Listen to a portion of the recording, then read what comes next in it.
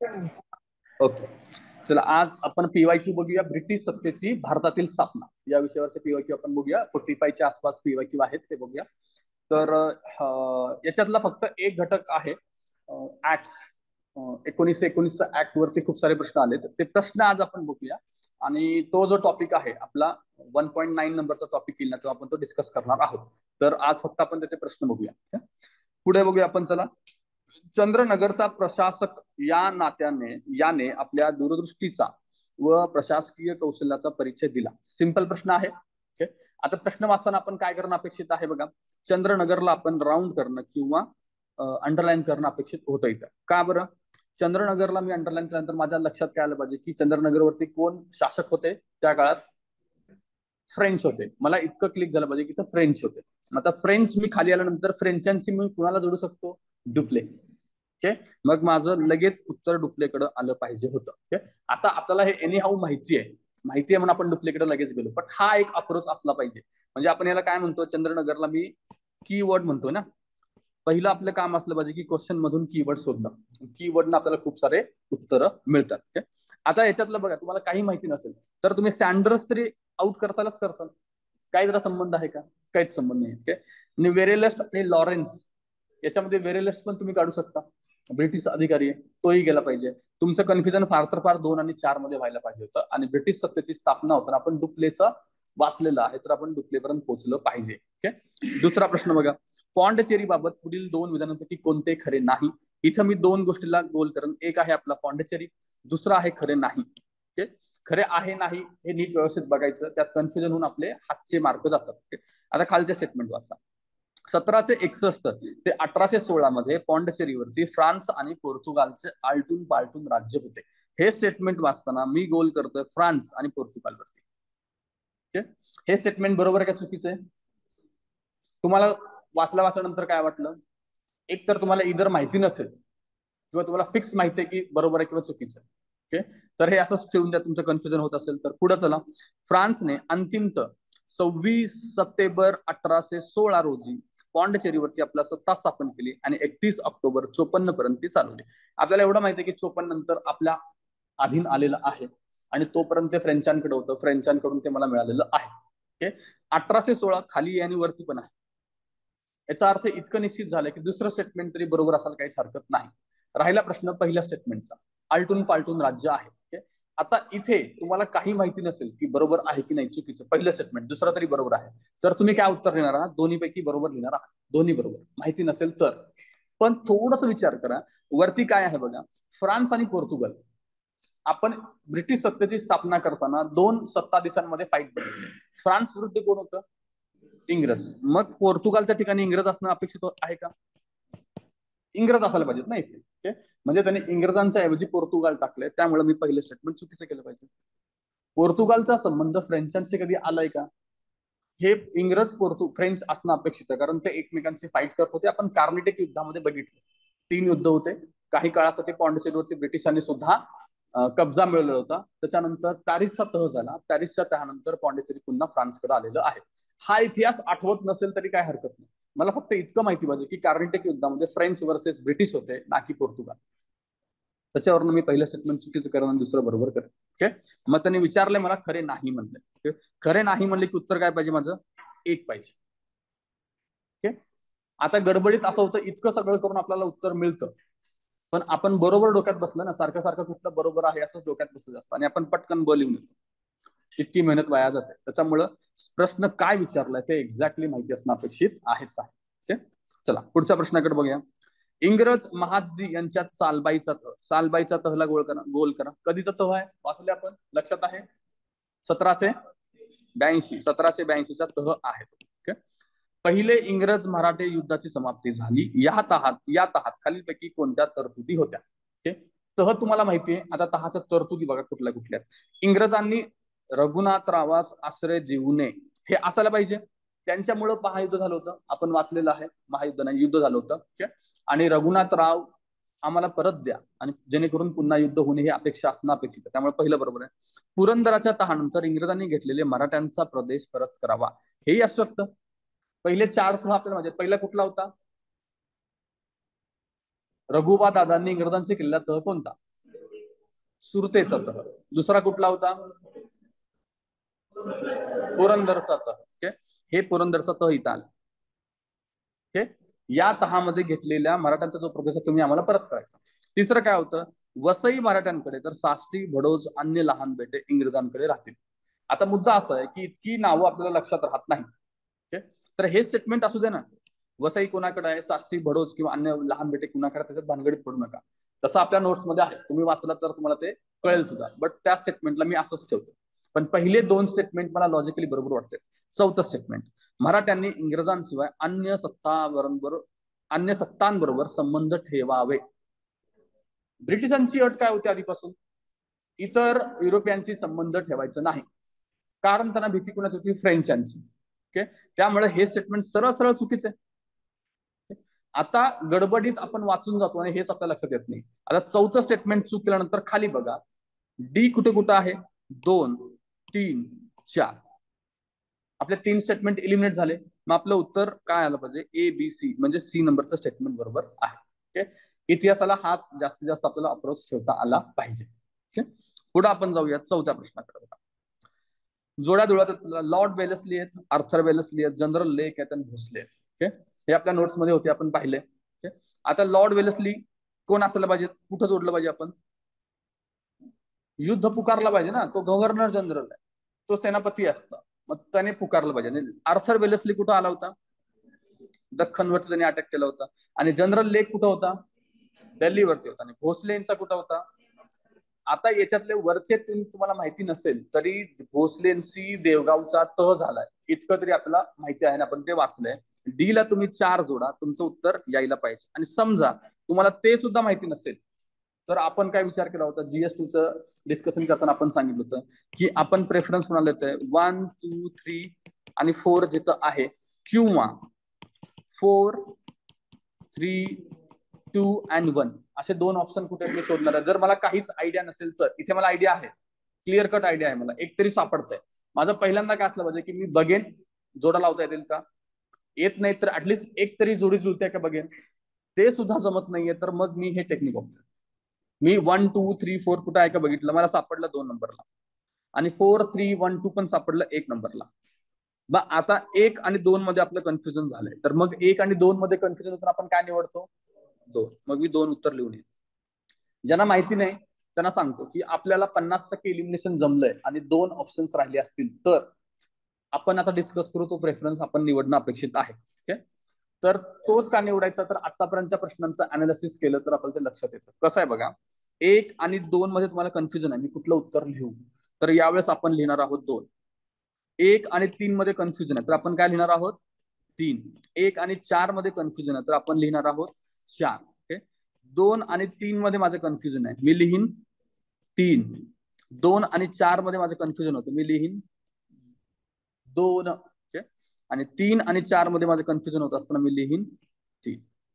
ऑप्शनचं confuse होत असताना हा प्रेफरन्स ठेवायचा. हा कधी ठेवायचा? जेव्हा मला प्रश्न अटेम्प्टच होत नाही आणि मला सोडून द्यायचं त्यावेळेस, आणि 50% मी इलिमिनेशन केले, म्हणजे 4 पैकी 2 इलिमिनेट केले, 2च राहिले, त्यावेळेस मी हा सिक्वेन्स फॉलो करणार आहे किंवा ही एक गोष्ट फॉलो करणार आहे. ओके, ज्यांच्याकडे हे नसेल तर तुम्ही ते नोट डाऊन करून घ्या.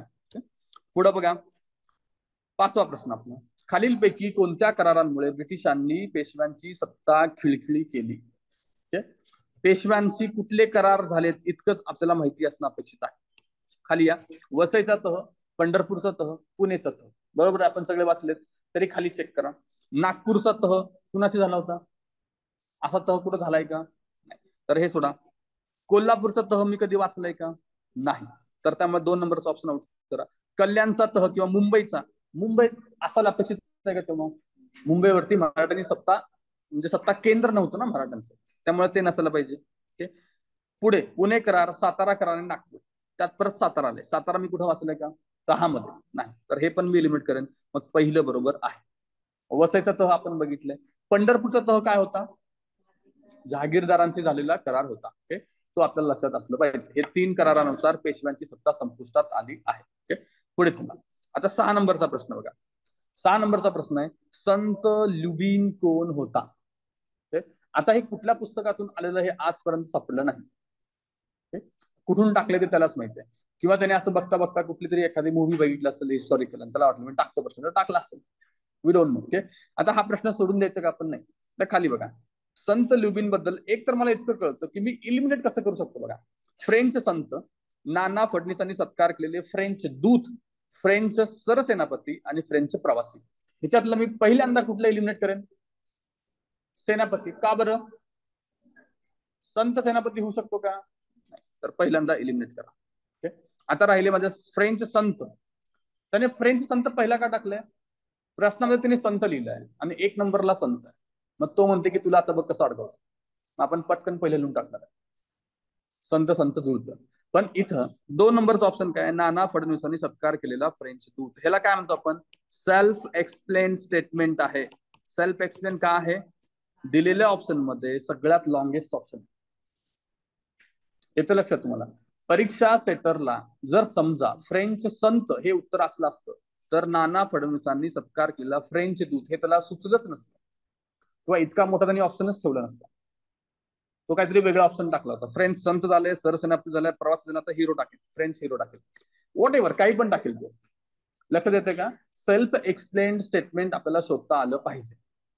ओके, त्याच्यावरनं आपल्याला 2 नंबरचं उत्तर देता आलं पाहिजे. ठीक आहे, याला आपण म्हणूया सेल्फ एक्सप्लेन स्टेटमेंट वरून उत्तर काढणं. पुढचं बघा. हा, आता याच्यावरनं अजून 1-2 मिनिट आपण ओके, पुढचं बघा. रणजित सिंहाला लाहोरवर आपली सत्ता प्रस्थापित करण्यास झमन शहाने संमती का दिली? ओके, आता राहिला प्रश्न की आपल्या नोट्स मध्ये हा असण्याचं कारण आहे की पीवायक्यू. ओके, जर नसेल तर हा प्रश्न कसा सोडवायचा तो आपण बघूया. जमन शहा रणजित सिंहाचा मित्र होता. मित्र असो किंवा नसो, ओके, सत्ता कोणी देत नाही. ओके, दुसरं स्टेटमेंट, जमन शहाने रणजित सिंहाला लाहोर बक्षीस दिले. लाहोर बक्षीस दिले आणि सत्ता प्रस्थापित करण्याचा काही संबंध नाही, याचंही मला काही कनेक्शन वाटत नाही. पुढं, रणजित सिंहाने तोफा जमन सिंहाकडे पाठवल्या होत्या म्हणून. एक खालचं बघा, रणजित सिंह जमन शहाच्या मर्जीतला होता. मित्र होता आणि मर्जीतला होता, याला काही अर्थ नाही आणि सिमिलर आहेत. हे 2 तर आपण एलिमिनेट केलंच पाहिजे. राहतोय प्रश्न, एक तर बक्षीस दिले होते, जमन शहाने रणजित सिंहाला लाहोर बक्षीस दिले होते, हे प्रश्नासारखंच इक्वल स्टेटमेंट आहे. हे कारण नाहीये ना, सत्ता दिली आणि बक्षीस दिलं, सेमच आहे ना. त्यामुळे हे सुद्धा नसायला पाहिजे होतं. बदल्यात म्हणजे आता मी तो सत्ता देतोय याचा अर्थ त्याने मला काहीतरी मदत केली असणार आहे, एक्सचेंज ऑफर असली पाहिजे. मग 3 मध्ये ते मला एक्सचेंज ऑफर दिसते. मग आपण बघितलं कुठल्या नदीमध्ये त्याच्या तोफा पडल्या होत्या? चिनाब नदीमध्ये त्या जमन शहाच्या तोफा पडल्या होत्या, जेव्हा त्याने दिल्लीवरती आक्रमण केलं. जात असताना तोफा पडल्या होत्या आणि त्या तोफा त्याला काढता आल्या नव्हत्या. मग त्या तोफा काढून देण्याचं काम रणजित सिंहाने केलं होतं. मग त्याचं बक्षीस म्हणून त्याने त्याला सत्ता दिली होती, लाहोरची सत्ता. हे आलं. 2 नंबरचं कसं एलिमिनेट लक्षात आलं? प्रश्नाचंच ते सिमिलर रूप आहे, त्यामुळे आपण ते एलिमिनेट केलेलं आहे. पुढं 8वा प्रश्न बघा. 8वा प्रश्न आहे, तैनाती फौजे संबंधी खाली दिलेल्या विधानांपैकी कोणते विधान चुकीचे आहे? आणि तैनाती फौजा आणि चुकीचे याच्यावरती अंडरलाईन झाली. पुढे जायचं, हिंदी राजांना इंग्लिश ईस्ट इंडिया कंपनीच्या अधिपत्याखाली आणण्याचा प्रयत्न होता. आपण पाहिले, त्यांना इनडायरेक्टली सत्ता मिळवायची होती. दुसरं, कंपनीच्या प्रदेशात वाढ करण्यासाठी केलेल्या प्रयत्नात मदत झाली. वाढ करण्यासाठीच या दोन्ही गोष्टी होत्या ना, तैनाती फौजा आणि खालसाकरण, या दोन्ही सत्ता वाढवण्याचेच टूल्स होते. पुढे, तैनाती फौजेमुळे दुसरे इंग्रज मराठा युद्ध झाले. हे पण बरोबर आहे आपलं. त्याच्यानंतर पुढे, लॉर्ड रिपनने तैनाती फौजेची योजना सुरू केली. लॉर्ड रिपन आहे का? वेलस्ली आहे. लॉर्ड वेलस्लीनं ही योजना सुरू केलेली होती. त्यामुळं 4 चुकीचं आहे. ओके, पुढे चला.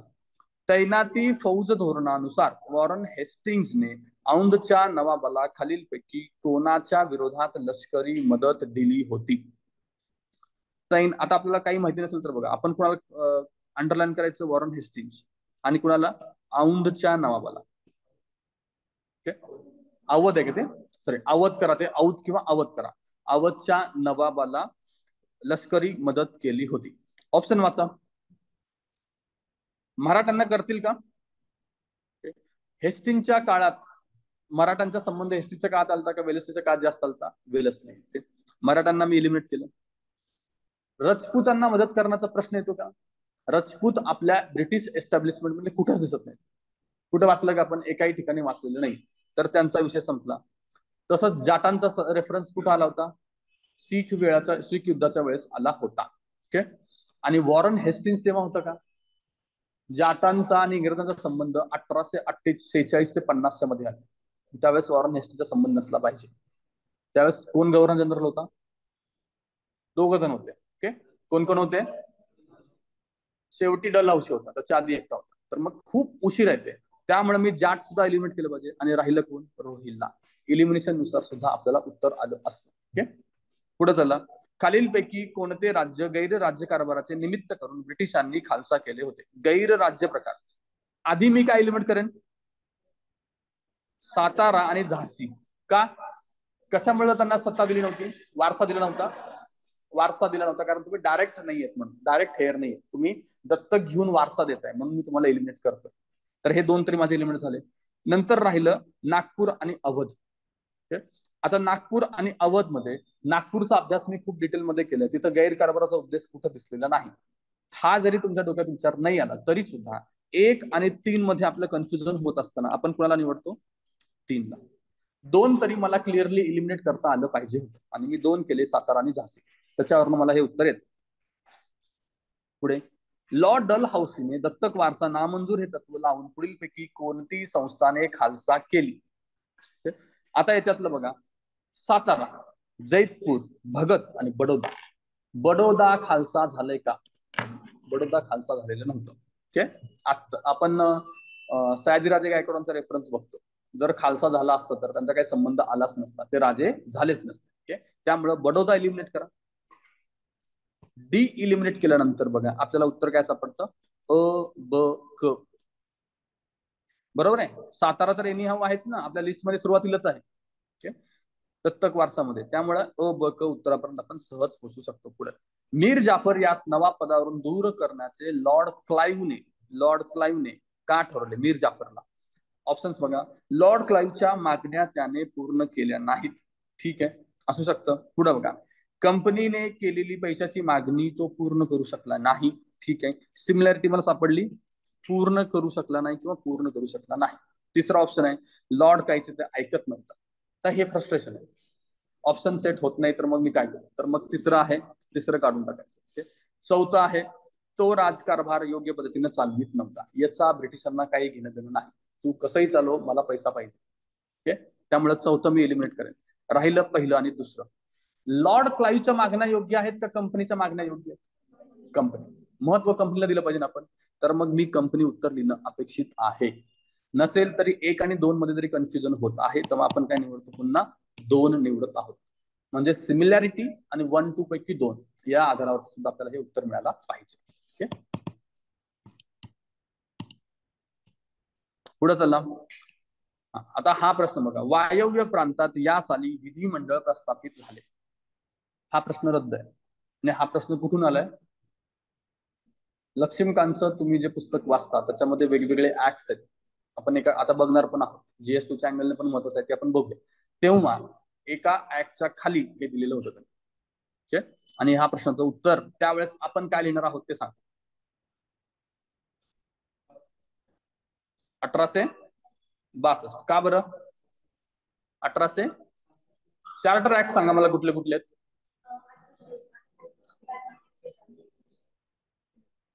एकोणीसशे 9चा, 19 त्याच्या आधी 1861चा. ओके. तर मग चार्टर कुठल्या तरी ऍक्ट नुसार हे होणं अपेक्षित आहे ना.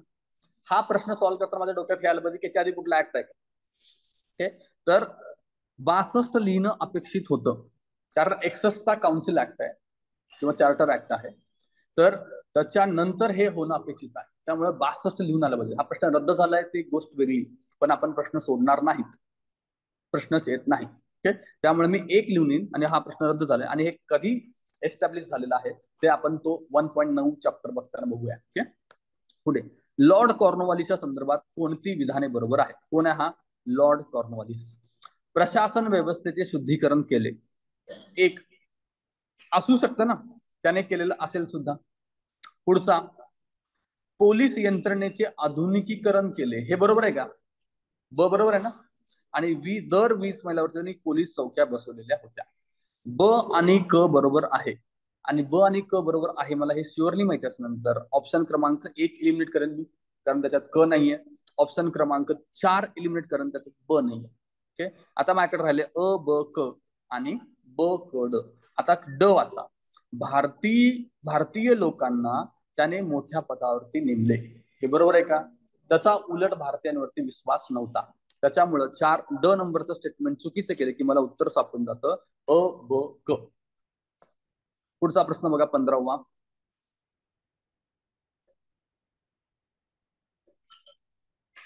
कॉर्नवॉलिसने प्रत्येक जिल्ह्याचे आकारानुसार लहान विभाग करून प्रत्येक विभागावरती कोणते हिंदुस्थानी अधिकारी नेमले? कोण आहे उत्तराचं? दरोगा. तलाठी येईल का? जिल्हाधिकारी येईल का? मुलकी पाटील सुद्धा आला नाही पाहिजे. ओके, पुढचा प्रश्न. वायव्येकडील प्रांतासाठी अलाहाबाद येथील महसूल मंडळाची नियुक्ती कोणी केली? वाचले आपण. महसूल मंडळ अलाहाबादला स्थापन करणारा कोण होता? हे ब्रिटिश एस्टॅब्लिशमेंट मध्ये गव्हर्नरची कामं वाचत असताना आपण हे वाचलेलं होतं. तर कुणी याचं उत्तर? William Bentinck. आणि माहिती नाही, लक्षात नाही तर आपल्याला काय प्रेफरन्स असतो? मी आधी बघेन की ऑप्शन मध्ये मला काय क्ल्यू मिळतो का? काहीच क्ल्यू मिळत नाही. सगळ्या ठिकाणी लॉर्ड रिपन आहे, कॅनिंग आहे, लिटन आहे, विल्यम बेंटिंक आहे, काहीच मला दिसत नाही. ओके, दुसरं मी बघेन की बाबा सिमिलॅरिटी कुठं आहे का ऑप्शन मध्ये. एक उलटी सिमिलॅरिटी मला सापडते. कशी सापडते बघा. सगळीकडे लॉर्ड आणि एका ठिकाणी लॉर्ड नाही. विल्यम बेंटिंगला लॉर्ड नाही, ऑडमॅन आउट होऊ शकतो. ओके, याच्यानंतर मी काय यूज केलं पाहिजे? आपलं शेवटचं सेल्फ एक्सप्लेन स्टेटमेंट कुठे आहे का? तेही मला कुठे सापडत नाही. ओके, आणि सगळ्यात शेवटी मी थकल्यानंतर, अप्रोच वापरून थकल्यानंतर आपण कशाला प्रेफरन्स देतो? ऑप्शन क्रमांक 3. काहीच माहिती नाही, काहीच ऑप्शन जुळत नाहीये, लॉजिक पण लागत नाही, तो ऑप्शन क्रमांक 3 ला जास्तीत जास्त प्रेफरन्स द्यायचा आहे. ओके, पुढं 17. गव्हर्नर जनरल विल्यम बेंटिंगने कोणत्या सुधारणा केल्या? विल्यम बेंटिंग चाललंय. राज्यकारभारातील अनावश्यक पदे रद्द केली. बरोबर असू शकतं. सुधारणा आहेत ना, आता अनावश्यक रद्द करणं म्हणजे सुधारणा आहे. पुढचं बघा. कंपनीच्या नोकरांचे पगार कमी करण्यात आले, हेही त्याने केलं होतं. भत्ता देणे त्याने बंद केलं, हेही बरोबर होतं. आणि चौथं स्टेटमेंट, भारताला स्वतंत्र देण्याचे घोषित केले. हे काही पण स्टेटमेंट, याला काही अर्थ नाही. तर हे तुम्ही इलिमिनेट केलं की तुम्हाला डायरेक्टली उत्तर मिळतं अ ब क. जर एखाद्याने वरील पैकी सर्व लिहिलं असेल तर त्याने एक 5-6 महिने ब्रेक घेऊन इतिहास वाचणं गरजेचं आहे. तेवढं आपण केलं पाहिजे. उत्तर आहे आपलं अ ब क. पुढे, त्यांनी प्रशासनाचे भारतीयकरण केले. बघा आता त्यांनी काय केलंय? प्रशासनाचे भारतीयकरण केलेलं आहे. पुढे, त्यांनी अफगाण युद्धाचा शेवट केलाय. त्याच्या पुढे आर्म्स ऍक्ट त्यांनी रद्द केलेला आहे. लिटन मी इलिमिनेट करून सगळ्यात आधी, का बरं?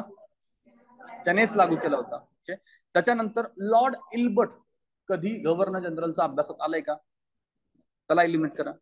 लॉर्ड हेस्टिंग्स खूप आधीच आहे किंवा त्याचा काही त्याचा विशेष संबंध येत नाही, पण आपल्याला एवढं माहिती आहे की लिटनने जी घाण केली होती त्याच्या सुधारणा कोणी केली? तर रिपन. ओके, त्यामुळे त्या लॉजिक वर सुद्धा मी रिपन पर्यंत पोहोचलो पाहिजे. आता इतकं माहिती पाहिजे. आता तुम्ही असं काही जणांना वाटू शकेल की वरती सर 2-3 वेळा तुम्ही 3चं लॉजिक लावलं, इथे काय वापरू शकत नाही. पण मला इतकं कळलं पाहिजे की लॉर्ड रिपन आणि हेस्टिंग्स मध्ये काय फरक आहे, तेवढा माझा बेस असला पाहिजे. हेस्टिंग कधीच आहे, रिपन कधीच आहे, एवढं क्लिक झालं पाहिजे. तेही क्लिक होत नसेल तर मग तुम्ही 3 लिहा, कारण 2 इलिमिनेट केलेत, 2-3 राहिलेत, मग त्याच्यापैकी आपण 3 ला प्रेफरन्स देतो, 2-3 पैकी त्यावेळेस. बट आपला थोडासा जरी अभ्यास असेल तर आपण रिपनच लिहिणार आहोत. पुढे, लॉर्ड डलहौसी संस्थाने खालसा करताना दत्तक वारसा नामंजूर हे धोरण स्वीकारले होते. हे धोरण पूर्वी खाली दिलेल्या गव्हर्नर जनरलपैकी कोणत्या गव्हर्नर जनरलने स्वीकारलेले होते? कुणी स्वीकारले होते? लॉर्ड. त्याच्यानंतर पुढे बघा. ईस्ट इंडिया कंपनीच्या भारतातील केवळ सत्ता विस्तारावरती तो खुश नव्हता. त्याला कंपनीची सत्ता भारतात मजबूत करायची होती. त्याला आधुनिक भारताचा निर्माता म्हणतात. कोण होता आधुनिक भारताचा निर्माता? डलहौसी. 21वा प्रश्न बघा. लॉर्ड डलहौसीने लष्कराच्या विकेंद्रीकरणासाठी कोणत्या सुधारणा केल्या? त्याबाबत खालीलपैकी कोणते विधान चुकीचे आहे? डलहौसीच्या लष्कराच्या विकेंद्रीकरणाबद्दल बघा. बंगालमधील सैन्य मेरठला नेले, हे बरोबर आहे. कलकत्ता येथील युद्ध सामग्री मेरठला नेली, ठीक आहे, हेही बरोबर आहे. सिमला येथे भारताचे प्रमुख केंद्र उभारले. आणि चौथा आहे भारतीय लष्करावरती विश्वास ठेवला. भारतीय लष्करावरती विश्वास ठेवण्याचा प्रश्नच येत नाही, त्यामुळे ते आपण चूक केलं पाहिजेच. उत्तर क्रमांक आहे 4. तर ब्रिटिश भारतीयांवरती विश्वास ठेवणार नाहीत, या लॉजिक वरती पण आपण सॉल्व्ह करू शकतो. पुढील वाक्यात वर्णन केलेला गव्हर्नर जनरल कोण आहे? त्याने जनसामान्यांच्या शिक्षणात आस्था दाखवली. बर, ठीक आहे. त्यांनी स्थानिक भाषांच्या शाळा उघडायच्या होत्या, त्याला जास्तीत जास्त लोकांना त्याला शिक्षण द्यायचं होतं. बंगाल, बॉम्बे, पंजाब येथील स्थानिक सरकारांनी स्थानिक शिक्षणाला उत्तेजन दिले. त्याच्या प्रोत्साहनामुळे येथील स्थानिक सरकारांनी त्यांना प्रोत्साहन दिलेले होते. तर ऑप्शन बघा, ऑप्शन काय आपलं? Lord Canning, Lord Dalhousie, Lord Bentinck, Warren Hastings. Okay, तर याच्यातलं काय एलिमेंट करसाल पहिल्यांदा? वॉरन हेस्टिंग्ज करसाल का पहिल्यांदा? का बरं? प्रांत दिले 3 नंबरच्या ऑप्शन मध्ये पंजाब. त्यावेळेस पंजाब प्रांताची निर्मिती झाली नाही. एक ते लॉजिक तर माझ्या डोक्यात येतं.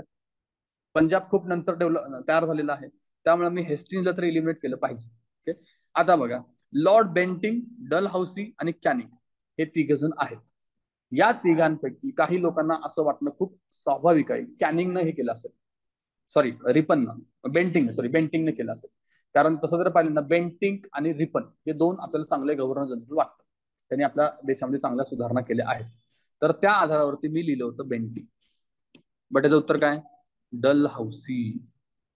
ओके, मग इथं तुम्हाला काही वेगळं लॉजिक आठवत असेल, वॉरन हेस्टिंग्ज का डलहौसी उत्तर त्याचं? मला वाटतं डलहौसी उत्तर आहे. डलहौसी उत्तर आहे. ओके, तर मग डलहौसी त्यांनी उत्तर दिलेलं आहे. आता तुम्हाला इतकं लक्षात घ्या, मी डलहौसी का लिहिलं नव्हतं माहितीये काय? मला वाटलं नव्हतं की डलहौसी हे करेल, कारण त्याला 27 वरती तो पडलेला होता. मला 27 करायचं, बाकीचं काही नाही.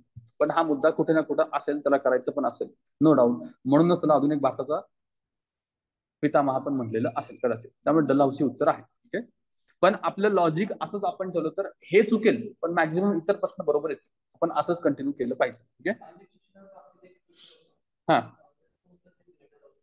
डलहौसीच दिलंय. बर, ओके. म्हणजे बघ, शिक्षणाच्या बाबतीमध्ये तुम्हाला काही क्ल्यू असेल तर आपण डलहौसीला प्रेफर करू शकतो.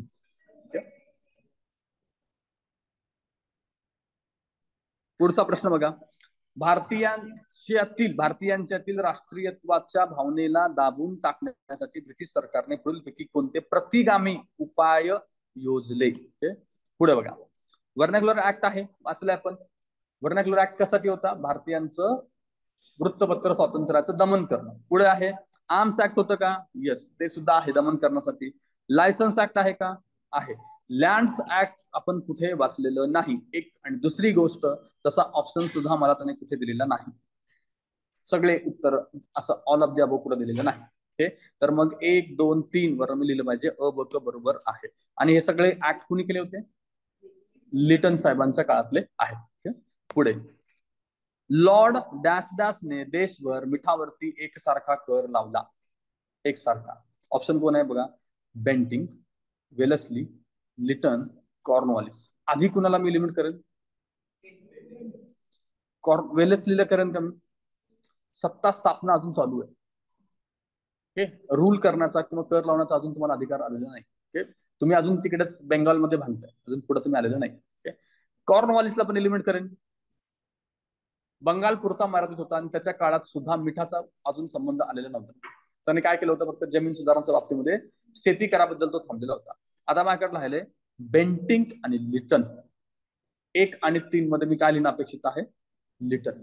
इथं आपल्याला वाटेल की लिटन कसं काय एवढं चांगलं काम करू शकतो, कारण आपल्या डोक्यात इमेज आहे की लिटन सगळं वाईट काम केलेले आहे. आपल्याला काय वाटेल की युनिफॉर्म टॅक्स त्यांनी लावला असेल तर चांगला व्यक्ती असेल, आणि पटकन आपण काय लिहिणार? बेंटिंग. म्हणून त्यांनी पहिला ऑप्शन टाकला.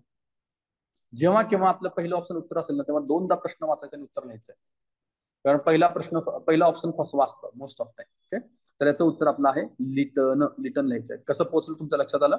त्याच्यानंतर पुढे बघूया, शासकीय कर्मचाऱ्यांवरती राष्ट्रीय काँग्रेसशी संबंध ठेवण्यास कोणी बंदी घातली? याच्यातलं पहिलं ऑप्शन कोणी एलिमेंट करतात? ए ओ ह्यूम. त्याच्यानंतर रिपन. रिपनच्या काळामध्ये काँग्रेसचा संबंध येईल का? त्याच्यानंतर काँग्रेस आले ना, राहिले लॉर्ड कर्झन आणि लॉर्ड डफरीन. त्या दोन्हीपैकी आपण लॉर्ड डफरिनला लिहिलं पाहिजे. 1 आणि 2 मध्ये आपण 2 पर्यंत पोहोचलं पाहिजे. आता आपल्याला कर्झनची इमेज कशी आपल्या डोक्यामध्ये, बंगालची फाळणी केल्यामुळे आपल्याला त्याच्यावरती राग आहे, मग काँग्रेसशी संबंध ठेवायचे नाही असं त्याने सांगितलं असं वाटू शकतं. मग आपण पटकन लिहितो कर्जन, म्हणून त्याने 1 नंबरला कर्जन दिलेलं आहे. ओके, त्यामुळे ऑप्शन क्रमांक 1 शी सावधान राहायचं. याचा अर्थ असा अजिबात नाही की एक उत्तर नसतं, एक उत्तर असतं, फक्त आपल्याला व्हेरीफाय करायचं 2दा. ओके, पुढे वरच्या ब्रह्मदेशाला म्हणजे अप्पर बर्मा ब्रिटिश मुलखात कुणी सामील केला होता? बघितले आपण हे डफरिनच्या टाइम मध्ये, डफरिनच्या याच्यामध्ये. पुढे चला, पुढील विधानांपैकी कोणते योग्य नाही? दिनांक 24 मार्च 47 रोजी लॉर्ड वेवेल यांच्या ऐवजी लॉर्ड माउंटबॅटन आले आणि भारताचे व्हाईसरॉय झाले. माहितीये मला 47 ला आले होते इतकं तरी आपल्याला माहिती. दिवस याच्यावरती लक्ष देऊ नका. 24 मार्च 25 मार्च काही माहिती नाही. ओके, त्यामुळे हे बरोबर स्टेटमेंट आहे माझं. ओके, त्याच्यानंतर पुढे 3 जून 1947 रोजी त्यांनी भारताचे 2 स्वतंत्र आणि सार्वभौम भाग भारत पाकिस्तान जाहीर केले.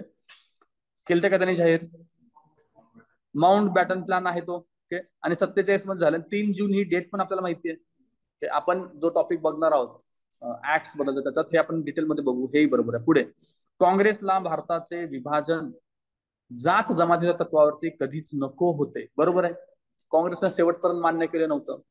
हे आहे, काँग्रेसला विभाजन मान्य करावं लागले कारण ब्रिटिश सरकारने त्यांच्या स्वतःच्या स्वार्थासाठी ते भारतावरती लादले.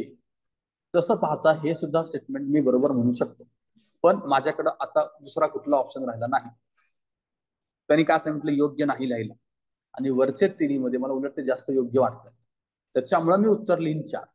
यापैकी नाही असं असलं असताना मी ते लिहिलं असतं, यापैकी नाही. ओके, त्यांनी मला फोर्स केलं की 4 नंबरचं उत्तर द्यायला. मी 4 नंबरचं उत्तर लिहिलेलं आहे. ओके, पुढचा प्रश्न बघा, जोडा जुळवा. Okay, Warren Hastings, Jonathan Duncan, sir William Jones, sir William Wilberforce. Okay, याच्यातलं आपल्याला काय माहिती आहे? वॉरन हेस्टिंग्ज माहिती आहे, कलकत्त्याला मदरसा स्थापन केले. चला एक जोडून बघितलं मी. 2 ऑप्शन तर मी एलिमिनेट करतो, ऑप्शन क्रमांक 2 आणि 4. ओके, पुढे चला, पुढे बघा. इतकं तरी ऑप्शनवरच मला कळलंय की जोनाथन डंकनला मी संस्कृत महाविद्यालय बनारस जोडलं पाहिजे, आणि ते आपल्याला माहिती पण. ओके, त्याच्या पुढे बघा, sir William Jones Bengal Asiatic Society वाचलेलं आहे आपण, तर त्याला ते जोडल्यानंतर आपण डायरेक्ट उत्तराकडे येऊ शकतो. उत्तर आहे आपलं 1, 2, 3, 4. आता इथं सुद्धा बघा, जर तुम्हाला यातलं काहीच माहिती नसेल तरी आपण काय शोधलं असतं? 1, 2, 3, 4 कुठे आहे, आणि 4, 3, 2, 1 कुठे आहे? सापडलं आपल्याला 3 आणि 4 ला, आणि 3, 4 मध्ये आपण कुणाला लिहितो? 3 ला लिहितो. ओके, इथं लिहायचं नाही. अख्खा पेपर असं करत बसू नका. मी तुम्हाला फक्त तिथं अडचण येते तिथं करा म्हणून सांगतो, नाहीतरी करचाल आणि मला शोधत यायचं, तर असं करू नका. ओके, मला स्विच ऑफ करून ठेवावा लागेल फोन. तर जिथं गरज आहे तिथंच करा. 60 प्रश्नांपैकी तुम्हाला 10 ते 15 प्रश्नांना हे गरज लागली पाहिजे, ते सोडायचं नाहीत, म्हणून अजिबात सोडायचं नाही कुठलाच प्रश्न. ओके, पुढे सप्टेंबर 1816 मध्ये पेंढारींना दडपून टाकण्यासाठी कोर्ट ऑफ डायरेक्टरची मंजुरी कुणी घेतली? एक तर आपण 1816 ला गोल केलं पाहिजे. ओके, आता 1816च्या काळामध्ये किंवा खालील ऑप्शन मधल्या गव्हर्नरचा काळाचा अंदाज तुम्हाला असला पाहिजे. काय एलिमेंट करचाल? डलहौसी साहेब कधीचे आहेत ते? 1845-50च्या मध्ये आहेत. बेंटिंग साहेब सुद्धा तुम्ही काढून टाकचाल कधी? 30च्या काळातले आहेत, 1830च्या काळातले आहेत, ते आपल्याला माहिती आहे. आणि राहिले कोण आता? लॉर्ड हेस्टिंग्ज आणि वेलेस्ली. मग याच्यापैकी पेंढारींच्या काळात कुणाला लिहायचं ते तुम्ही ठरवा. हे क्लोज पण आहेत लोक, त्यामुळे कन्फ्युजन होणं स्वाभाविक आहे, मला मान्य आहे. ओके, हा इतकं तुम्हाला डेप्थ मध्ये जर आकडे माहिती असेल तर तुम्ही त्या उत्तरापर्यंत पोहोचू शकता. कुठला गव्हर्नर जनरल कुठल्या काळात होता त्याच्यावरनं पोहोचू शकता, किंवा पेंढाऱ्यांचा संबंध तुम्ही कुठल्या तरी गव्हर्नर जोडला असणार आहे, आपण ते नोट्स मध्ये बघितलेलं सुद्धा आहे. ओके, तर याच्यामध्ये त्या लॉजिकवरनं, तुमच्या लॉजिकवरनं एक पहिलं लॉजिक तुमचं असलं पाहिजे की कुठल्या काळात होता, एक, आणि तुमच्या नोट्स दुसरं कारण, आणि तिसरं आपलं आहे 2 आणि 4 मध्ये आपण निवडणार आहोत 2 ला. त्याच्यावरनं सुद्धा आपण हेस्टिंग्ज पर्यंत पोहोचू शकतो. आता हा प्रश्न आलाय, हा अजून एक गोष्ट लक्षात ठेवायचा, आलेल्या प्रश्नाला लॉजिक वापरण्याची गरज भासली नाही पाहिजे. हा प्रश्न जर रिपीट झाला तर आपल्याला शुअरली माहिती पाहिजे हेच उत्तर आहे. इतक्या जबरदस्त पद्धतीने आपले पीवायक्यू झालेच पाहिजे. एक पण पीवायक्यू आपला चुकला नाही पाहिजे, रिपीट झालेला पीवायक्यू. ओके, पुढचा प्रश्न बघूया आपण. आता बघा, वरच्या प्रश्नामध्ये एक लक्षात घ्या, या एक मिनिट, या प्रश्नावरनं उलटा प्रश्न पण बनू शकतो का? असा बनू शकतो की लॉर्ड हेस्टिंग्सने पेंडारिनचं दडपण कुठल्या वर्षी केलं. ऑप्शन मध्ये 1816 येऊ शकतं. त्यामुळे प्रश्नात आणि ऑप्शन मध्ये आलेले इयर्स, नावं एकदम पक्के डोक्यात ठेवायचे. प्रश्न रिपीट झाला की तो आपल्याला माहितीच असला पाहिजे. घटनात्मक पेच सोडण्यासाठी सिमला सिमला येथे खाली विविध पक्षांची परिषद कुणी भरवली. आता याच्यातलं ऑप्शन वाचल्यानंतर चर्चिल, तहे, आता तहे काढून टाका, असं कोणी नव्हतं. चर्चिल ऑप्शन एलिमिनेट करचाल, त्यांचा काय संबंध आहे का. क्रिप्स काढचाल, कोण भरणं अपेक्षित आहे, गव्हर्नर जनरल किंवा व्हाईसरॉय जो कोणी त्यावेळेस आहे त्याने भरणं अपेक्षित आहे ना. हे दोन ऑप्शन तर मी एलिमिनेट करेन. माझ्याकडे राहिलं आता माउंट बॅटन आणि वेव्हल. माउंट बॅटन तर 47 ला आले होते, त्याच्या आधी या सगळ्या गोष्टी घडून गेल्या होत्या. त्याच्यामुळे राहिलं कोण आहे आपल्याकडं, लॉर्ड वेव्हल. या उत्तरापर्यंत आपण आरामात पोहोचू शकतो. पुढचा प्रश्न बघा. पुढील वाक्यात वर्णन केलेले ईस्ट इंडिया कंपनीचे प्रशासक कोणते ओळखा. ऑप्शन आहेत. पहिलं स्टेटमेंट आहे, मुंबईचे गव्हर्नर होते, पुण्यात रेसिडेंट म्हणून काम केलं आहे, दक्षिणचे कमिशनर होते, मराठी भाषिकांचे गुणदोष त्यांना माहिती होते. चारही स्टेटमेंट वरून डायरेक्टली आपल्याला कळून येतं माउंट स्टुअर्ट एल्फिन्स्टन. आणि मराठ्यांशी संबंध आला तर तोच एक गव्हर्नर होता ना. बाकीचे बघा, थॉमस मंदरो मद्रास, चार्ल्स मेटकाप पण विषय नाहीये, वॉरन हेस्टिंग्स खूप आधीच आहे, त्याचा मराठ्याचा काही संबंध सुरुवातीच्या काळात होता, नंतर आला नव्हता. ओके, त्याला मराठ्यांचे गुणदोष माहिती होते, आम्हालाच त्याचे माहिती नाही. तिथंच प्रॉब्लेम झाला होता. ओके, पुढे 32. इसवी सन 1818 नंतर महाराष्ट्रात माउंट स्टुअर्ट एल्फिन्स्टननी विविध भागामध्ये अधिकारी नियुक्त केले, आणि त्याचे अधिकारी कोण होते. आता हा प्रश्न बघा, हे तुम्हाला कुठं सापडला, हा प्रश्न कठारेमध्ये सापडला. कठारे सरांच्या पुस्तकात आहे. असं तो शोधून शोधून प्रश्न काढतो. ओके, आता खानदेश, धारवाड, पुणे, अहमदनगर.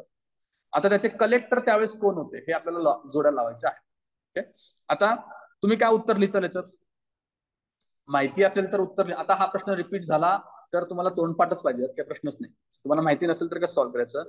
4, 3, 2, 1 कुठं आहे, किंवा 1, 2, 3, 4 कुठं आहे शोधा. 1, 2, 3, 4 मला दिसत नाही, पण 4, 3, 2, 1 सापडतंय, मग उत्तर क्रमांक 1 मी लिहिलं पाहिजे. कधी, जेव्हा काहीच माहित नाही तेव्हा म्हणतो. ओके, आता बघा, खानदेशाला कोण कलेक्टर होते, कॅप्टन ब्रिज. ओके, धारवाडला कोण कलेक्टर होते, थँक.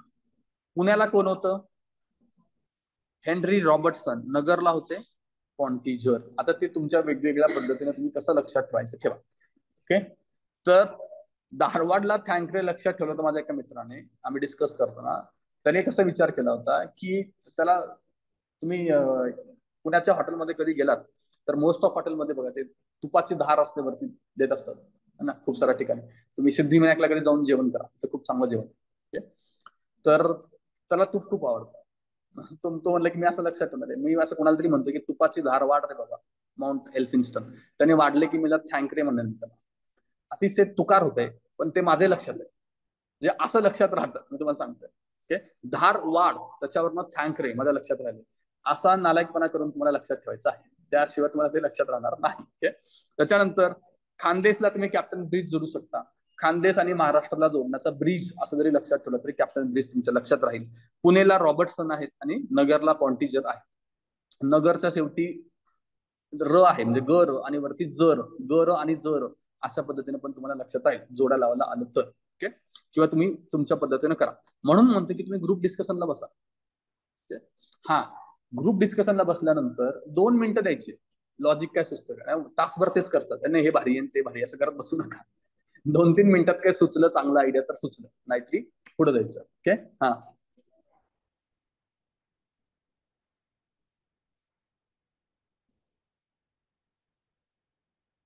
ओके, पुढचा प्रश्न बघा आपला 33. 26 जुलै 1862 इंग्लंडच्या राणीने दिलेल्या परवानगीनुसार देशात खालीलपैकी कोणते उच्च न्यायालय स्थापन झाले. विनोद, पहिले 3 उच्च न्यायालय कोण आहेत, मुंबई, कलकत्ता, मद्रास. राहिलं कोण, अलाहाबाद. अलाहाबाद कधीच आहे, 1866 का 86 आहे, 66. ते लिहून घ्या, मला माहिती असलं पाहिजे. पुढे चला. 1871 पासून इंग्रजांनी प्रत्येक 10 वर्षांनी जनगणना सुरू केली, कारण त्यांना खालीलपैकी कोणती माहिती मिळणार होती. कुठली, लोकांचा धर्म, लोकांची जात, लोकांचा व्यवसाय, लोकांचे दारिद्र्य. काय एलिमेंट करचाल, दारिद्र्य. दारिद्र्याशी काही संबंधच नाही. ओके, त्यामुळे ते एलिमेंट केले की डायरेक्टली आपलं उत्तर आहे अ ब क. 35. ब्रिटिश कंपनीने नियामक कायदा 1774 साली पास केला, त्याचे कारण काय होतं, रेग्युलेटिंग ऍक्ट. आता इथं 73चा वगैरे असं कन्फ्युजन करू नका, पास केला त्यांनी म्हटलं. ओके, रेग्युलेटिंग ऍक्टचा उद्देश काय होता, भारतीय कंपनी प्रशासन मजबूत करायचे होते. भारतातील कंपनी प्रशासन त्यांना मजबूत करायचे होते. एक ऑप्शन तुम्हाला वाटतोय का? कंपनी रेग्युलेटिंग ऍक्ट पासून वेगवेगळे ऍक्ट नंतर ब्रिटिश गव्हर्नमेंटनी किंवा ब्रिटिश पार्लमेंटनी पास केले. याचं कारण काय होतं? कंपनीची सत्ता हळूहळू आपल्या हातात घेणं. कंपनी जास्त पॉवरफुल आणि जास्त पैसा मिळत होती, त्याच्यामुळे ते त्यांच्या हातात घेण्यासाठी करायचं होतं. मग कंपनीचं प्रशासन मजबूत करणं हा उद्देश नसायलाच पाहिजे. ओके, पहिलं एलिमेंट करा. दुसरं, कर्मचाऱ्यांच्या आर्थिक सुबत्तेला आळा घालणे. हे बरोबर आहे. आपण रॉबर्ट क्लाईव्हचं बघितलं ना. रॉबर्ट क्लाईव्ह म्हणला होता, जर मी तुम्ही माझ्या ठिकाणी असला तर हेच केलं असतं. त्याला त्रास दिला आणि त्याला सुसाईड करावं लागलं. ओके, कारण तिथला जो अभिजन वर्ग होता त्यांना ते पसंत होत नव्हतं की हा श्रीमंत होता. पहिलं बरोबर आहे. दुसरं बरोबर आहे. तिसरं बघा, संचालक मंडळाचे अधिकार वाढवायचे होते. वाढवतील का अधिकार? उलट कमी करतील ना अधिकार. कंपनीला त्यांना वीक करायचे, त्यामुळे क चुकीचा आहे. कंपनीच्या व्यवहारावरती व राजकारणावरती अंकुश ठेवायचा होता. हे बरोबर. हा मुख्य उद्देश होता, कंपनीवरती कंट्रोल करायचा होता. तर मग काय आपलं उत्तर असलं पाहिजे? ब आणि ड. उत्तर क्रमांक 2. पुढचा प्रश्न बघा. सुरुवातीला त्यांच्या भारतात येण्यावरती पुष्कळ निर्बंध घातले होते. त्यांच्या म्हणजे एक ग्रुप असेल, परंतु ते सर्व 1813च्या चार्टर कायद्याने काढून टाकण्यात आले. बंधने काढून टाकण्यात आले. इथून पुढे ते मोठ्या संख्येने भारतात येऊ लागले व समाजाचा महत्वाचा भाग बनून गेले. ते लोक कोण आहेत? काय एलिमेंट केलं पाहिजे? पहिल्यांदा अरबी व्यापारी. दुसरं काय? फ्रेंच व्यापारी. चार्टर ऍक्ट आहे म्हणजे तर हे दोन एलिमेंट झाले. तर खाली बघा, तसे दुसऱ्या पद्धतीने पण ते वरचे एलिमेंट होतील. कसे? Similarity. English Christian missionary, American Christian missionary. Similarity तुम्हाला सापडते. मग आता तुम्ही काय लिहिणं अपेक्षित आहे? इंग्लंड. अमेरिकन लिहिण्याचा प्रश्नच येत नाही. त्याच्यामुळं उत्तर क्रमांक 3. ओके, पुढे चला. Morley Minto. हा, येस येस, ते म्हणू शकता. हा, नाही आता बघा की मिशनऱ्यांना एंट्री सुरुवातीला भारतामध्ये आम्हाला एंट्री करू द्या अशी मागणी ब्रिटिश सरकारला कोण करू शकतं? इंग्लंडचे ख्रिश्चन मिशनरी करतील. त्यांना संधी मिळाल्यानंतर अमेरिकन आपसुक येतील, बाय डिफॉल्ट येतात. तुमचा जो प्रश्न आहे तो बरोबर आहे, अमेरिकन मिशनरी सुद्धा होतेच. ओके, बट ब्रिटिश मिशनरी आल्यानंतरच अमेरिकन वाले आले असणार, हे जास्त योग्य वाटतं.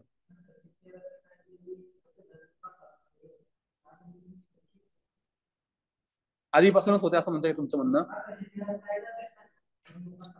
हा, मिशनरांच्या धर्माचा जाती. ओके ओके ओके ओके, तर तुमचा तो मुद्दा घ्यायचा, धर्मप्रसार हा मुद्दा घेऊन तुम्ही डिसिजन पर्यंत पोहोचता. ओके, तर हे दोन्ही वाटणं स्वाभाविक आहे. तुम्हाला अमेरिका सुद्धा वाटू शकते, कारण अमेरिकन मिशनरी सुद्धा भारतात आल्या होत्या. ओके, पण असं जरी कन्फ्युजन तुम्हाला होत असेल तर आपल्या शेवटी जे टूल आहे ते वापरायचं. 3-4 मध्ये मला लिहायचं 3 सिमिलॅरिटी शोधायची आणि 3 लिहून यायचं. ओके, आणि एक स्वाभाविक आहे, अमेरिकन मिशनरींनी अशी मागणी केली तर इंग्लंड सरकार त्यांचं मान्य करणार नाही. त्यांच्या तिथून फोर्स प्रेशर आल्यामध्ये ते मान्य केलेलं आहे. पुढं, मोर्ले मिंटो सुधारणांचे श्रेय मोर्ले यांना नसून मिंटोंनाच आहे असं लेडी मिंटो यांचे म्हणणे होते. परंतु मोर्ले व्यापक सुधारणा करू इच्छित होते म्हणून त्यांचेही महत्व होते. मोर्ले यांच्या पत्रव्यवहारातील पुढीलपैकी कोणत्या सूचनांवरून हे स्पष्ट होते? ओके, म्हणजे मिंटोंची वाईफ आहे, मिंटोंना क्रेडिट देते. तर मग त्याचे काही कारण दिलेले आहेत. खाली बघा, लोकांसाठी सुधारणा करण्याच्या दिशेने आपण पावले उचलावीत, ही एक सूचना. दुसरी सूचना आहे बघा, आपण सुधारणा केल्या नाहीत तर मागण्या वाढतील व त्याचा राष्ट्रीय स्वरूप प्राप्त होईल. तिसरी मागणी, सुधारणांची सुरुवात स्थळापासून करावी. चौथी, जिल्हा लोकल बोर्ड आणि नगरपालिकेत अधिक प्रमाणात भारतीय प्रतिनिधी नेमावेत आणि त्यांना जास्त अधिकार मिळतील असे करावे. जर मला खाली all of the about statement असलं असतं तर मी तेच लिहिलं असतं, कारण त्यांनी कुणाला तरी सूचना दिलेलं पत्र आहे, त्याच्यात काय तरतुदी होत्या ते सगळं बघत काय गरज नाही. मोर्लो मिंटो यांच्या एकमेकांना नवरा बायकोने लिहिलेलं पत्र वाचत काय आपल्याला अधिकार नाही, आपण वाचत बसायचं नाही. तर आता खाली स्टेटमेंट वाचल्यानंतर मला इतकं कळतं की मला 2 बरोबर करायचं, ते 2 चुकीचं करायचं आहे. तर याच्यामध्ये बघा, खालचं जे आहे ड नंबरचं स्टेटमेंट ते मी चुकीचं करेन पहिल्यांदा. कारण 1909चा काळ आहे अजून सुद्धा, आणि त्याच्या काळामध्ये भारतीय प्रतिनिधी अधिक प्रमाणात नेमावेत. हे अधिक प्रमाणात नेमावेत हे नंतर आलं 1919 आणि 1935 त्याच्या आधी इतकं महत्व भारतीयांना त्यांनी दिलेलं नव्हतं. त्यामुळे ड स्टेटमेंट आउट केल्यानंतर ऍटलिस्ट तुम्ही 2 आणि 4 तरी एलिमेंट करता. आता राहते अ ब आणि ब क. मग याच्यामध्ये तुम्ही कसं लिहाल तसं लिहा, आणि त्यातून मला जास्त अ ब योग्य वाटतं, कारण ते नॉर्मल सजेशन्स आहे. सिंपल सजेशन्स आहेत. क मध्ये खरंच मोठी सुधारणा. आणि आपण वाचल्यानंतर माझ्या लक्षात असं आपल्या लक्षात असं येतं की मिंटो मोर्ले मिंटो सुधारणा याच्यात खरंच काही मोठं इंटेन्शन होतं की असं दिसत नाही. त्यांना उगाच भारतीयांचं प्रेशर आल्यामुळे त्यांनी काहीतरी एक ऍक्ट बनवून दिला होता. त्यामुळे मी क ला एलिमेंट केल्यानंतर 3 जातं आणि अ राहतं. हे इतकं लक्षात नाही आलं तरी ऍटलिस्ट तुम्ही 2 आणि 4 एलिमेंट केलं पाहिजे. 1 आणि 3 मध्ये तुम्हाला जे वाटतं ते लिहिलं पाहिजे. आणि तसंही काय सुचत नसेल तर तुम्ही 3 लिहिलं तरी काय हरकत नाही. ओके, पुढे चला. 1919 हा इथून एक 7-8 ऍक्ट आहेत आपले 1919 ते बघून घ्या. 1919चा ऍक्ट खूप महत्वाचा आहे बरं का. जर वर्षी एक प्रश्न गॅरंटेड असतो, तो महत्वाचा आहेच. आणि हे आपण हा टॉपिक बघताना बघूया. एक 1.8 की 9 आहे आपला, त्यावेळेस आपण हे बघणार आहोत. तर आता जस्ट आपण क्वेश्चन बघूया. 1919चा इंडियन काउन्सिल ऍक्ट म्हणजे कुठला ऍक्ट आहे? मॉन्टफोर्ड सुधारणा आहे, बरोबर आहे. 1909च्या कायद्यातील चुकांची दुरुस्ती करण्यासाठी हा पारित केलाय, बरोबर आहे. या कायद्याने भारतात जबाबदार राज्य पद्धतीची पायाभरणी केली, हे पण बरोबर आहे. आणि या कायद्याला मोर्ले मिंटो म्हणतात, हे चुकीचं आहे. मोर्ले मिंटोला आपण काय म्हणतो? 1909च्या कायद्याला मोर्ले मिंटो. त्यामुळे ते लिमिट करा आणि आपलं उत्तर आहे अ ब क. पुढचा. 1935च्या कायद्याने मुख्य वैशिष्ट्य खालीलपैकी कोणते नाही म्हणलेले नाही. ओके, फेडरल कोर्टाची निर्मिती आहे का? आहे. द्विग्रही कायदेमंडळ आहे का? आहे. घटना निर्मितीची समिती वगैरे काही संबंध येत नाही. 1935च्या कायद्याच्या नंतर म्हणजे ऑलमोस्ट 10 वर्षानंतर ही याची सुरुवात झाली घटना निर्मितीची. ओके, त्यामुळे उत्तर आपलं 3 असलं पाहिजे. पुढे 40वा प्रश्न बघा. 1919च्या कायद्याने जेव्हा अस्पृश्यांचे 2 प्रतिनिधी कायदेमंडळात नेमण्याची तरतूद झाली तेव्हा डॅश डॅश आणि डॅश डॅश या दोघांची नियुक्ती केली गेली. ओके, कोण कोण होते? आता एक तर बघा, ज्यातलं पहिल्यांदा तुम्ही काय लिमिट करताल मला ते सांगा. बाबासाहेब आंबेडकर लिमिट करताल. आंबेडकरांचा आपण डिटेलमध्ये अभ्यास करतो, त्यात आपण हे वाचलेलं नाही. त्यामुळे आपण पहिल्यांदा आंबेडकरांना एलिमिनेट केलं पाहिजे. आता नंतर विठ्ठल रामजी शिंदे यांची अपॉइंटमेंट होईल का? अपेक्षित नाही. ओके, दुसरं का अपेक्षित नाहीये? रिझर्व्ह सीट आहेत ना, रिझर्व्ह सीट मधून शिंदे येऊच शकत नाही. त्याच्यानंतर ऑप्शन क्रमांक 1 राहिलाय आणि ऑप्शन क्रमांक 3 राहिलाय. म्हणजे 1-3 मध्ये आपण काय लिहितो? 3. तुम्हाला त्यात परत अजून नावांवरून काय क्लिक होत असेल तर लिहा. मला या 4 नावांवरून काय क्लिक होत नव्हतं, कारण 4 सुद्धा ऑलमोस्ट इक्वल काम करणाऱ्या व्यक्ती होत्या. त्यांच्या चौघांची सुद्धा तिथं नेमणूक होऊ शकत होती. त्यामुळे आपण 3 पर्यंत पोहोचू शकतो. पुढे 41. सन 1919च्या रौलट कायद्यानुसार, आता इथं आपल्याला रौलट कायदा माहिती पाहिजे. 1919चा कोणालाही विना चौकशी फाशी देता येणार होती. असं करतील का ते? कोणालाही विना चौकशी अटक करण्यापर्यंत ठीक आहे, डायरेक्ट फाशी हे जास्त अति चुकीचं केल्यामुळे पहिलं स्टेटमेंट चूक करा. चूक केल्यानंतर तुमचं 3 आणि 4 एलिमिनेट होतात, बरोबर आहे. आता माझ्याकडे राहिले ब क ड आणि ब क. याचा अर्थ काय? ब आणि क बाय डिफॉल्ट बरोबर आहे. ब काय आहे? इंग्रज कोणत्याही ठिकाणी झडती घेऊ शकत होते, हे बरोबर आहे. कोणत्याही व्यक्तीला संशयावरून अटक करता येणार होती. ओके, येणार होती करा फक्त. आणि ड आहे गुन्हेगाराला अपील करता येणार नव्हते. हाच मुख्य मुद्दा होता ना, अपील करता येत नव्हतं म्हणून त्याच्या विरोधात आपण लढाई घेतली. आणि तसंही जर माहिती नसेल तर आपण मिनिमम रिजेक्शन नुसार गेलं पाहिजे, म्हणजे कमीत कमी स्टेटमेंटला चूक म्हणायचा. ओके, त्याच्यानुसार मला 1 आणि 2 मध्ये निवडताना मी ब कडे निवडेल. आता इथं बघा, तुमच्या समोर 2 ऑप्शन राहिलेत ना, 1 आणि 2. माझ्यापैकी एक उत्तर चूज करताना आपल्याकडे 2 ऑप्शन्स आहेत. एक मी पहिलं आपलं लॉजिक जे महत्वाचं ते वापरेन की मिनिमम रिजेक्शन वाला, किंवा दुसरं आपलं एकदम शेवटी जे वापरतो आपण काहीच कळत नाही तेव्हा 1 आणि 2 पैकी 2 ला निवडलं. तर आपण कशाला महत्व दिलं पाहिजे? मिनिमम रिजेक्शनला आधी. येतं का लक्षात? त्याच्यानुसार मी 1 लिहिन. ओके, त्याच्यानंतर पुढे बघा 42. 1919च्या मॉन्टफोर्डच्या कायद्यात खालीलपैकी कोणत्या तरतुदी होत्या? भारतीय मंत्र्याचा पगार इंग्लंडच्या तिजोरीतून दिला जात होता, बरोबर आहे. पुढे भारतीय उच्च आयुक्त हा भारताच्या व्हाईसरॉयच्या इंग्लंड मधील प्रतिनिधी म्हणून काम पाहिल, हे सुद्धा स्टेटमेंट बरोबर आहे. तिसरं, प्रांतांमध्ये द्विदल राज्य पद्धती होती का? येस, ही पण बरोबर आहे. भारतीय मंत्र्याचा पगार भारताच्या तिजोरीतून दिला जावा. आता आपल्याला काही जरी माहिती नसेल तरी 1 आणि ड मध्ये बघा सिमिलरिटी आहे का? भारतीय मंत्र्याचा पगार इंग्लंडच्या तिजोरीतून आहे आणि खाली काय? भारताच्या तिजोरीतून. आणि मला मला इतकं कळलं की मग 1 आणि अ आणि ड मध्ये काहीतरी एक चुकीचं असलं पाहिजे. दोन्ही तिजोरीतून डबल पगार देणार नाहीत ना, त्यामुळे एक दोन्हीपैकी असलं पाहिजे. तर त्यावेळेस भारतीयांचा राग थोडासा कमी करण्यासाठी त्यांनी सांगितले की आम्ही आमच्या तिजोरीतून देऊ. त्यामुळे वरचं जास्त योग्य आहे. आणि ड ला आपल्याला चुकीचं करायचं, मग आपण उत्तरापर्यंत पोहोचू शकतो. इथं अ ब क ड मी चूक केलं. अलग लक्षात तुमच्या. ओके. 43 बघा. मॉन्टेग्यू चेम्सफोर्ड सुधारणा जाहीर झाल्यावरती लोकमान्य टिळकांनी केसरीत कोणता लेख लिहिला होता? त्या लेखाचं टायटल काय होतं असा त्यांचा प्रश्न आहे. ओके. सरकारचे डोके ठिकाणावर आहे का? जनाब दिल्ली तो बहुत दूर है, चलो दिल्ली, वरील पैकी एक नाही. हे आपण वाचलंय, आपल्याला माहिती आहे की जनाब दिल्ली तो बहुत दूर है. नसेल माहिती तरी सिमिलरिटी सापडते. दिल्ली दिल्ली 2-3 मध्ये मला सिमिलरिटी सापडलेली आहे. ओके. एकच मिनिट.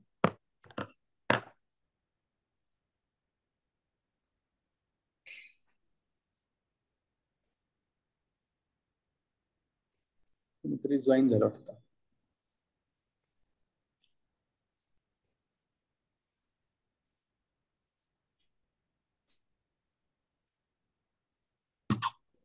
ठीक आहे, चला. तर माहिती नसेल तरी आपण कसं करतोय, दिल्ली दिल्ली मला सापडलंय आणि चलो दिल्लीचा रेफरन्स खूप नंतरचा आहे. कधीच आहे चलो दिल्ली? त्याच्या आधीचा पण आहे. वैयक्तिक सत्याग्रह. चलो दिल्ली होता वैयक्तिक सत्याग्रहामध्ये. भाषण करत करत करत दिल्लीकडे जायचं होतं आपल्याला, लोकांना जागृत करत. त्यावेळेस चलो दिल्लीचा रेफरन्स आला. त्यामुळे 3 एलिमेंट करणारे मी 2 उत्तर लिहिन. चलो चलो जनाब दिल्ली तो बहुत दूर आहे. आणि हे एका लेखाचं टायटल वाटतं सुद्धा. लेख आहे ना, त्याचं टायटल पण वाटू शकतं. ओके. त्याच्यानंतर पुढे आणि हा वरचा ऑप्शन बघा, सरकारचे डोके ठिकाणावर आहे. हे कधी लिहिलं? प्लेगची जी काही साथ आली होती आणि त्यावेळेस सरकार लोकांना उचलून घेऊन जात होता डायरेक्टली घरातून वगैरे, त्यावेळेस त्यांनी ते लिहिलेलं होतं. तेवढं आपल्याला माहिती आहे. कदाचित ते 1919 सुधारणावरती पण बोलू शकले असते, कारण की ती सुधारणा नव्हती. ते मग असं लिहू शकले असते, सेमच वाक्याने लिहू शकले असते. आपल्याला माहिती आहे हिस्ट्रीमध्ये त्यांनी तेव्हा म्हणलेलं आहे ते. ओके. खालीलपैकी कोणते कलम 1919च्या मॉन्टफर्ट सुधारणा कायद्यात समाविष्ट करण्यात आले होते? या कायद्याने हाय कमिशनर फॉर इंडिया या अधिकाराची नियुक्ती करण्यात आली. एक. पुढचं बघा, माहिती नसेल तर आपण पुढे जाऊया. स्त्रियांना मतदान करण्याचा अधिकार बहाल केला. इंग्रजांच्या काळात स्त्रियांना मतदानाचा अधिकार बहाल केला गेला नव्हता, हे आपल्याला माहिती. 35च्या कायद्यानुसार सुद्धा खूप साऱ्या अटी ठेवून आपण अधिकार दिले होते, इरेस्पेक्ट ऑफ जेंडर. स्त्रियांना अधिकार आपल्याकडं कॉन्स्टिट्यूशन नंतर मिळालाय. त्यामुळे 2 नंबरचं एलिमेंट करा. पुढे भारत मंत्र्याचा पगार हिंदुस्थानच्या तिजोरीतून देण्याची तरतूद होती. कधी होती? 1909चा कायदा होता ना, का 19 होता? पुढचं बघा. 1919ने इंडियन काउन्सिल सभासदांची संख्या 8 वरून 4 करण्यात आली. अपेक्षा काय असते? वाढवण्याची असते ना, कमीची नसली पाहिजे. त्यामुळं 4 एलिमिनेट करा. हे मग 1 आणि 3 राहत असतात. त्याच्यावरनं तुम्हाला जे योग्य वाटतं ते लिहा. जर तुम्हाला रिकॉल होत असेल तर कुठली तरतूद कुठे आहे त्याच्यावरनं तुम्हाला रिकॉल झालं तर उत्तरापर्यंत पोहोचू शकता. याचं उत्तर तुम्ही हाय कमिशनर फॉर इंडिया लिहू शकता. आणि हे 2-3 वेळा प्रश्न येऊन गेलेला आहे. हाय कमिशनरचा रिपीट झालेला प्रश्न, तर ती तरतूद लक्षात ठेवा. 45 बघा. कोणत्या कायद्याने ब्रिटनच्या राजाचे हिंदुस्थानचा सम्राट हे पद रद्द केले? कोणत्या कायद्याने झालं पाहिजे? 1947चा कायदा. म्हणजे तर ब्रिटिश सत्तेची भारतातली स्थापना, याच्यावरचे सगळे पीवायक्यू, म्हणजे सगळे नाही येते ऍक्च्युली, हे आहेत 2020 पर्यंत. 21 आणि 22 राहिलेला आहे. 21-22 पेपर आपण फुल लेंथ घेणार आहोत. सगळा आपला सिलेबस संपल्यानंतर 21 आणि 22 पेपर आपण फुल लेंथ डिस्कस करणार आहोत. ओके. एक आता एक ब्रेक घेऊया आणि पुढचे क्वेश्चन्स आपण 11 नंतर कंटिन्यू करूया. ठीक आहे. चल.